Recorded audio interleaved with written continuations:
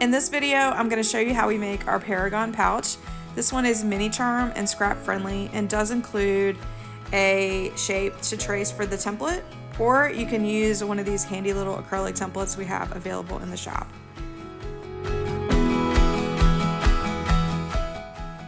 For this particular template, we're going to need to angle it a little bit to fit on a mini charm, and we want to make sure that we trim all sides, including those pesky little corners on the edge of the diamonds. Those are actually going to help us line up our pieces later for sewing, so they're really important.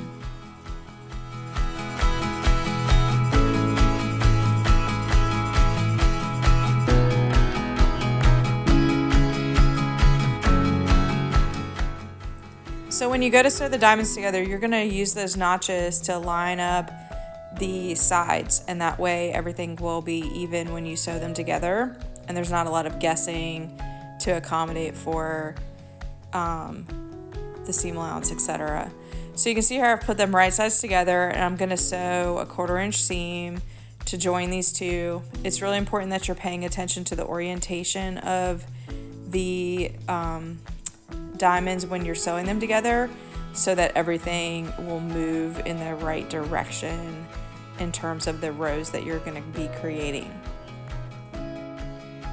In the pattern, it tells you how many rows to make and how many diamonds are in each row, including whether or not the row has a background diamond at one end as well. So pay attention to that and to the seam pressing guides as well, and that way things will be able to nest when we go to start putting the panels together. So once you have all of your rows, they'll look like this when you have pressed them and you're ready to join them.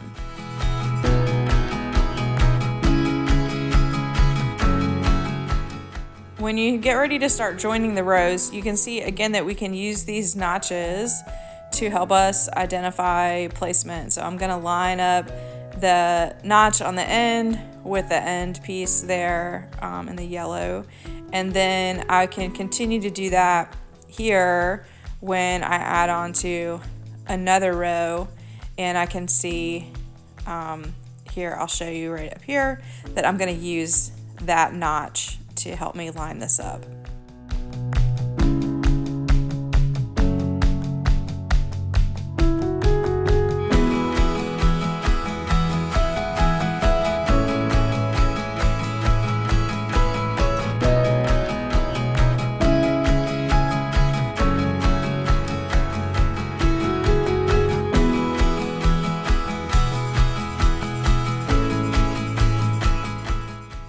You can also pin these rows together using those same notches to align them, and then you're going to pin through the intersection of the pieces where they'll meet in the 1/4 inch inseam.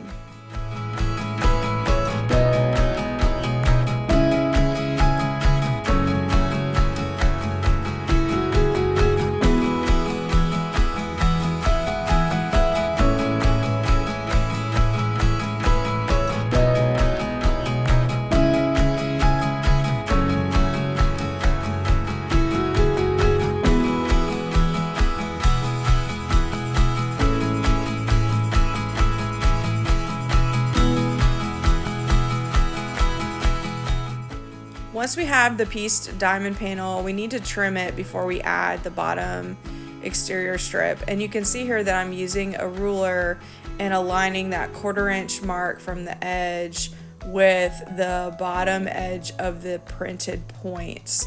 And then that way I'll be able to have a 1/4 inch from those points that will get taken up in the seam allowance.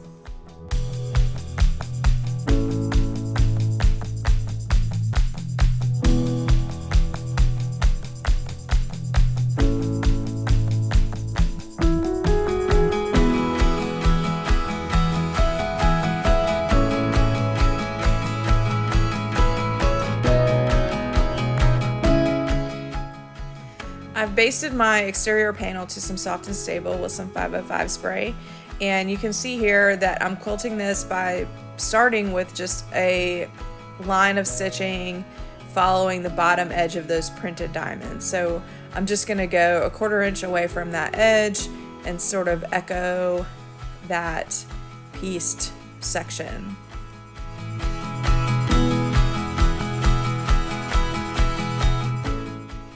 From there, I just quilted some additional lines following the seams as a guide, and I just went down and up and continued that process until I had a nice little grid of quilting along the top edge of the panel.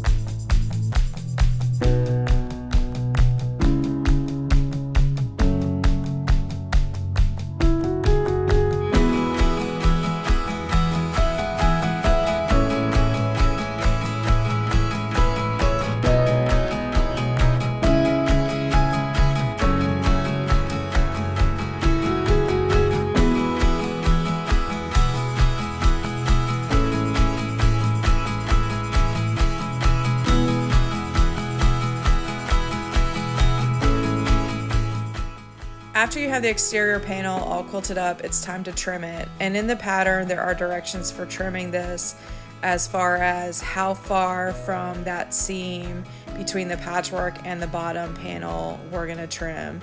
And it's not equal distance for the top and the bottom, so be sure to pay attention to that. But you are gonna use that straight seam as a guide for trimming the height of the pouch.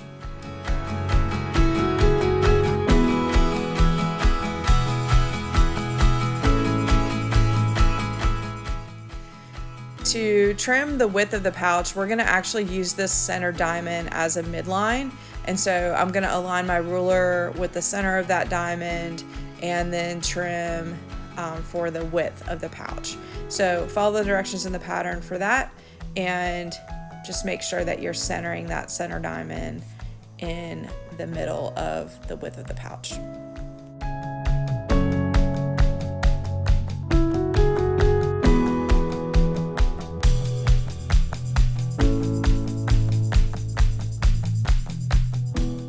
Follow the directions in the pattern for marking the squares at the bottom 2 corners of the exterior and the lining. And you can see here that I'm just doing a quick pass around the edge of the exterior pieces, just sewing a 1/8 inch seam to make sure all the layers stay in place before the next step. We'll trim out those corners and then we're ready to go. I've made some zipper tabs and I'm just gonna tuck the ends of my zipper in here. I've already trimmed my zipper to size per the pattern, and then I'm going to trim the edges of the zipper tabs to be in line with the zipper tape.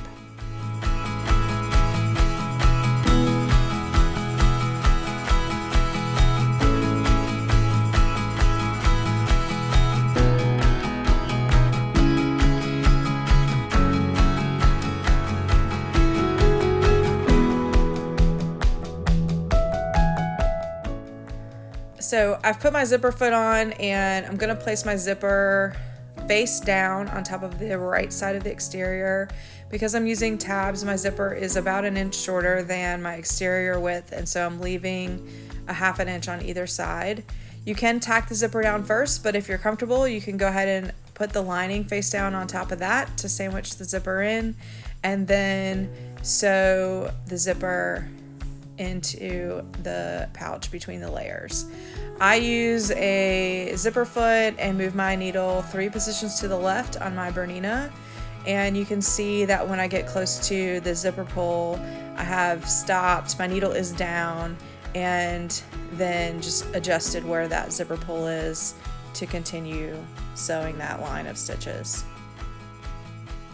I'm gonna top stitch all those layers in place, and so you saw me just clip my lining to the bottom of the exterior edge just to kind of hold all those layers tight, and I'm just riding my zipper foot next to the zipper to create this top stitching here, and this will keep the lining in place later.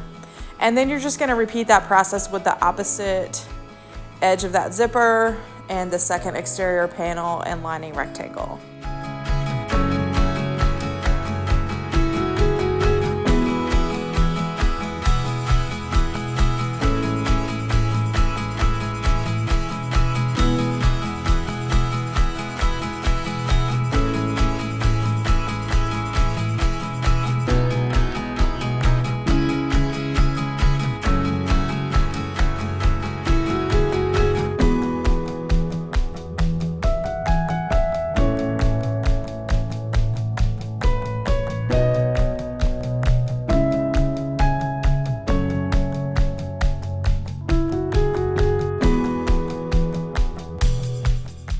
Once you have your zipper installed, you're going to make sure you've got your zipper open, and then you're going to align all the layers so that the exterior is right sides together and the lining are right sides together. You can see that I'll start by clipping where the patchwork will meet on the sides and then continue to clip around all edges of the panels.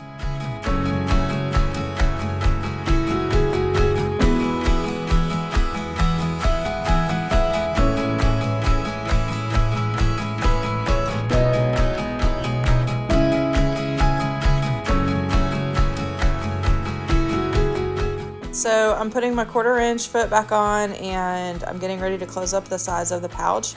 I like to start at the soft and stable end, and I'm always going to backstitch where I'm planning on boxing corners. And you can see here that I'm just going to run down the side of the pouch. I'm going to stop and put a label in my lining, and then I'm going to backstitch here at the end. You're going to continue that on the opposite edge. Again, backstitching before where you stop and start.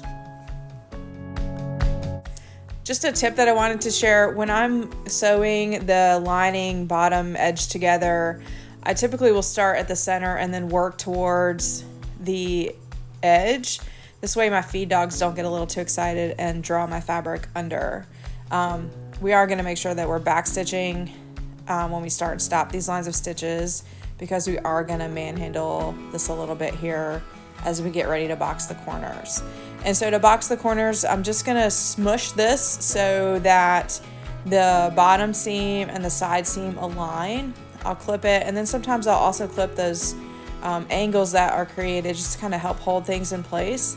And then I'm just going to use a 1/4 inch. Again, you can see that I'm backstitching at both ends here to close up those corners, and I'm going to repeat that on the other side of the exterior and both lining corners. The final step is to turn your pouch right side out. We're going to do this gently through the hole we left in the lining, and also we're going to be glad that we had our zipper open earlier before we closed up the sides. You can see I'm just sort of finger pressing all of those corners, and then I'll close up that lining with a little line of top stitching. And then my Paragon pouch is ready to use or gift, or whatever your heart desires for that. I hope this video was helpful as you make your very own Paragon pouch. You can find patterns, supplies, and other notions in our shop at soluxfabric.com, linked below.